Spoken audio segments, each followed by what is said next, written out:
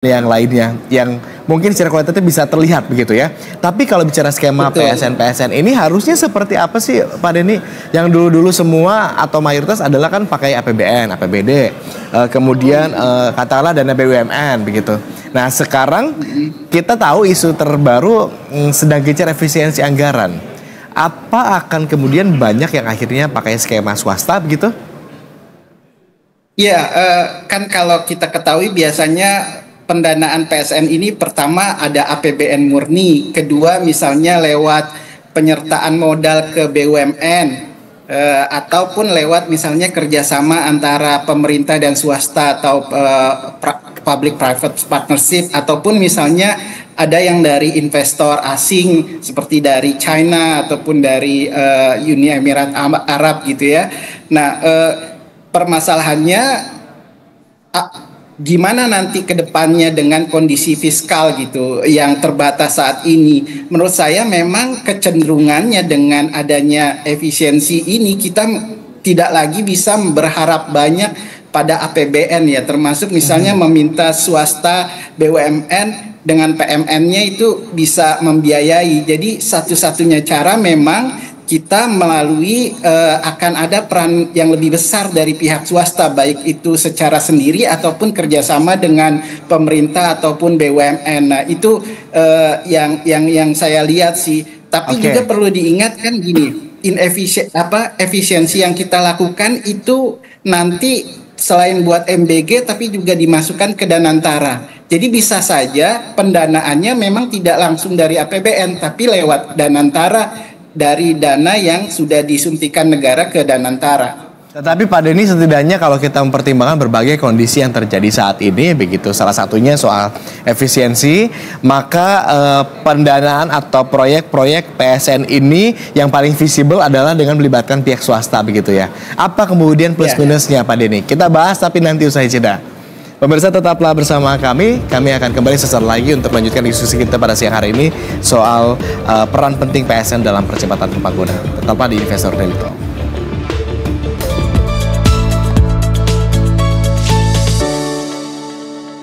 Halo pemirsa, apa kabar Anda? Senang sekali Berita Satu kembali hadir menemani Anda.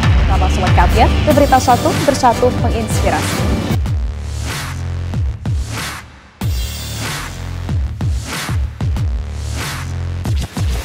Inilah Corporate Insights selengkapnya.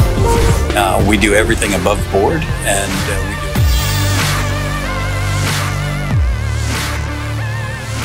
So buat kalian yang hobi ngulik-ngulik seputar otomotif dan juga teknologi, kami kembali menyapa Anda dalam program Berita Satu Sport.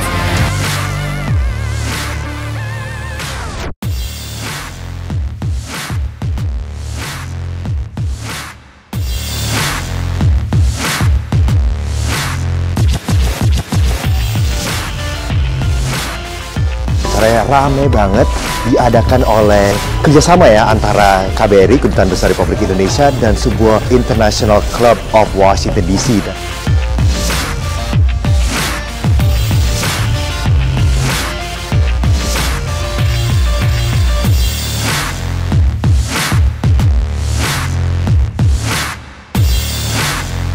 Berita Satu hanya di video.com.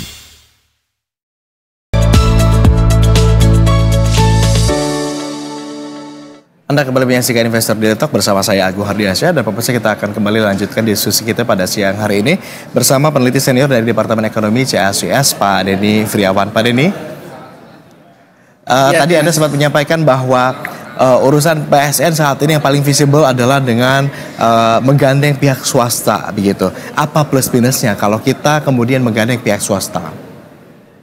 Ya, sama seperti banyak hal lainnya selalu ada plus minusnya. Kalau menggandeng pihak swasta itu plusnya itu kan yang pertama adalah setidaknya beban fiskal kita tuh jadi lebih ringan. Itu yang pertama. Yang kedua, kita bisa meng-attract atau menarik investasi asing FDI dari luar negeri. Yang ketiga, karena asing ataupun karena swasta tuh biasanya dia lebih efisien, lebih punya teknologi, lebih punya kemampuan yang baik.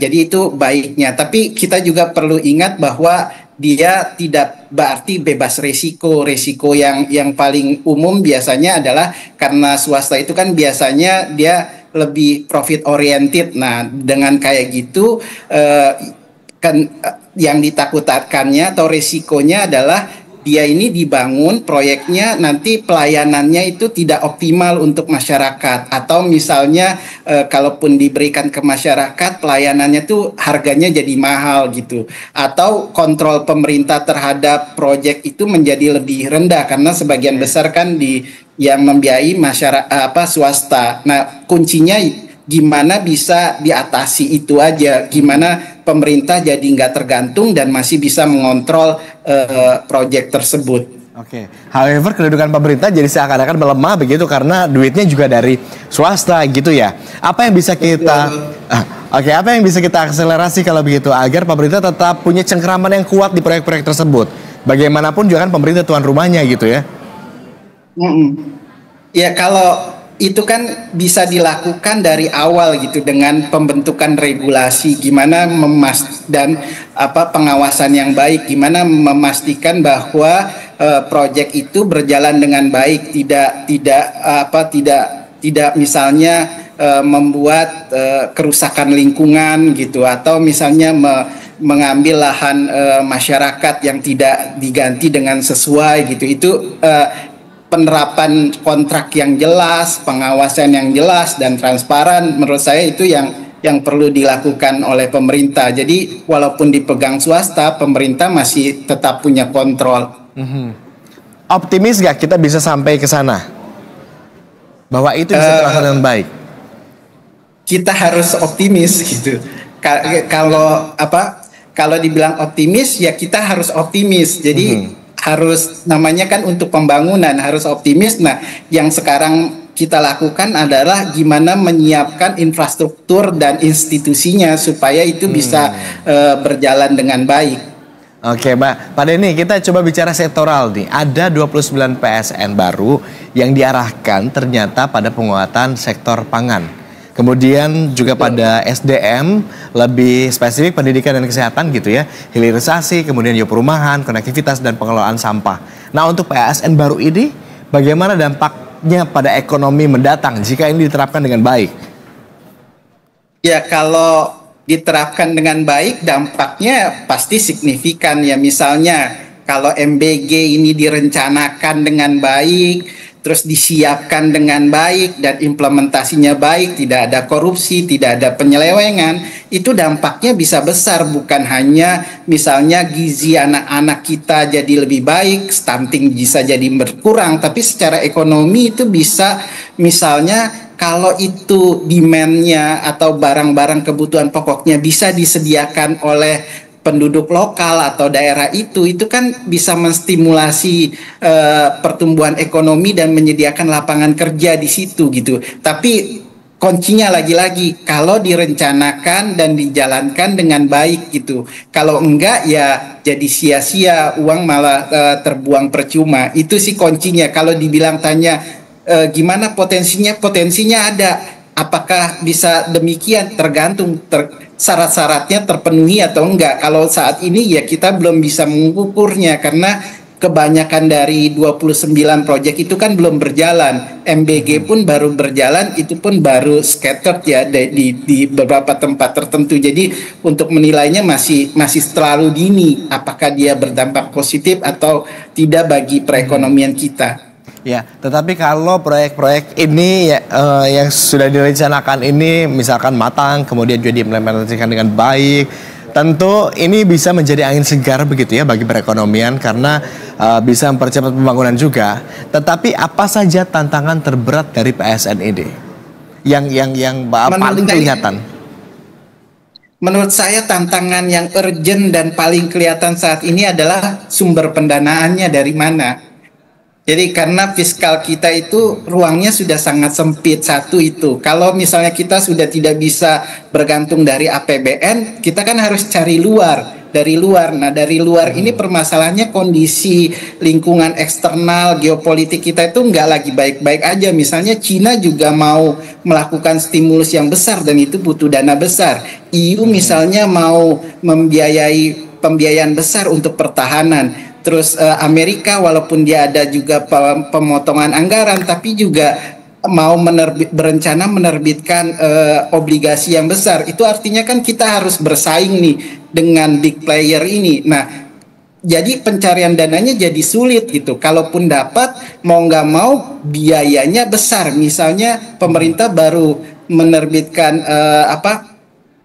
obligasi retail itu aja bunganya hampir 7% kalau di total. Itu kan terlalu costly bagi perekonomian kita. Jadi itu yang utama pendanaan. Oke. However ada konsekuensi besar yang perlu ditanggung oleh kita ketika ini kemudian melibatkan pihak luar gitu ya, pihak asing. Pak Denny, kita diskusi lebih lanjut, tetapi kita harus jeda terlebih dulu. Pak Denny, pemirsa tetaplah bersama kami di Investor Daily Talk. Kami masih akan kembali lanjutkan diskusi kita pada siang hari ini.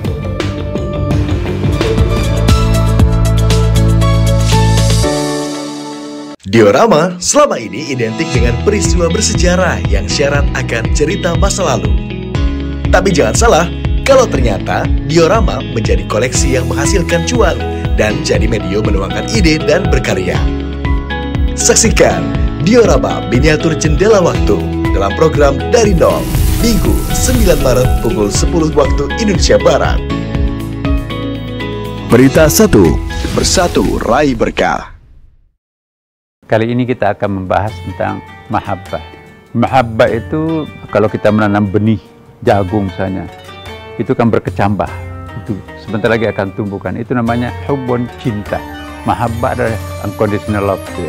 Karena cinta itu kan bertingkat-tingkat. Maka itu mari kita mencoba memperbaiki ma'rifah kita pada bulan Ramadan ini. Mari kita semua lillahi ta'ala. Jangan ada tujuan lain selain Allah Subhanahu wa ta'ala. Itulah mahabbah. Terima kasih.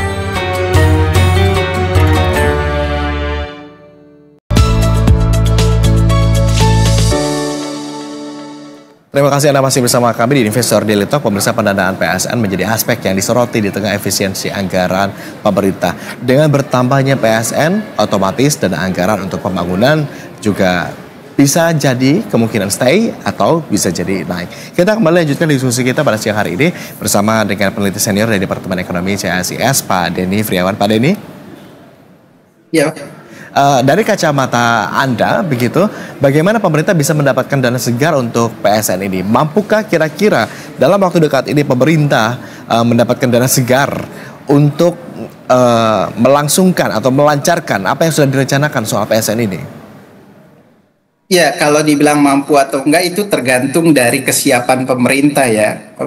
Tergantung proyeknya itu menarik atau enggak gitu. Selain dari sumber-sumber pembiayaan APBN, kan sebenarnya kita bisa juga mencari sumber pendanaan lain. Misalnya tadi yang sebagaimana saya kemukakan di depan bahwa bisa memperluas cakupan public private partnership gitu, mengundang pihak swasta atau bahkan investor luar negeri untuk turut serta dalam proyek, atau kita bisa menerbitkan obligasi untuk infrastruktur atau green bond misalnya untuk proyek-proyek yang ramah lingkungan seperti pembangkit listrik ataupun pengolahan sampah. Kita juga misalnya kalau perlu misalnya melakukan privatisasi terhadap aset-aset non strategis kita, atau misalnya kita punya BUMN, kita IPO-kan atau kita right issue untuk mendapatkan pendanaan baru. Jadi ada banyak cara sih untuk mendapatkan suntikan dana segar. Atau mungkin buka tender aja gitu ya, melibatkan perusahaan yang punya kapasitas gitu. Aja gitu. Ya, tapi gimana cara pengawasannya nih? Agar proyek ini setelah dibuka tender bisa berjalan dengan baik. Ya, buka tendernya yang transparan. Jadi diumumkan ke publik, prosesnya jelas, standarnya jelas gitu. Jadi juga pendanaannya jelas gitu. Setelah itu ada kontrak yang jelas juga gitu, dan ada reward dan punishment kalau misalnya gagal atau molor misalnya, ya ada sanksinya gitu. Atau misalnya juga bisa mengikut sertakan masyarakat, termasuk dalam hal ini Mas Agung sendiri gitu sebagai yang ada di wartawan dan press gitu, yang sehingga jadi watchdog gitu, memonitor misalnya ada penyelewengan, kan itu jadi berfungsi juga dengan baik. Kita kawal bersama kalau gitu Pak Denny ya, ini ya nanti agar Betul. ini juga bisa berjalan dengan baik. Terakhir mungkin nih, PSN yang masuk dalam RPJMN 2025 hingga 2029 ini kan bersifat indikatif begitu ya, yang berarti bisa mengalami perubahan berdasarkan hasil evaluasi.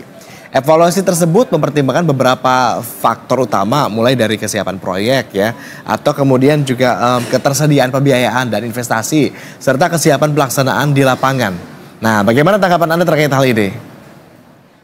Kalau menurut saya itu suatu hal yang wajar dan baik ya, karena memang harus demikian gitu. Jadi nggak ngoyo dan memaksakan diri gitu, kayak seperti kita bangun IKN itu kan terkesan memaksakan diri, walaupun misalnya nggak ada dananya kita paksakan. Jadi adanya hal itu menurut saya suatu yang wajar dan memang harus demikian baik. Tapi juga kita harus memastikan bahwa itu tidak akan sifat yang indikatif itu tidak akan memberikan ketidakpastian atau menciptakan ketidakpastian. Nah, itu yang perlu dicegah, gimana misalnya evaluasi itu dilakukan secara transparan, standarnya jelas, datanya jelas gitu. Jadi misalnya kalaupun harus ditunda atau dibatalkan, investor jadi tahu, oh iya ini benar dan ini untuk kebaikan gitu. Komunikasinya pun harus jelas dan baik. Jadi semua pihak jadi bisa memahami kenapa itu misalnya nanti harus diubah atau harus ditunda.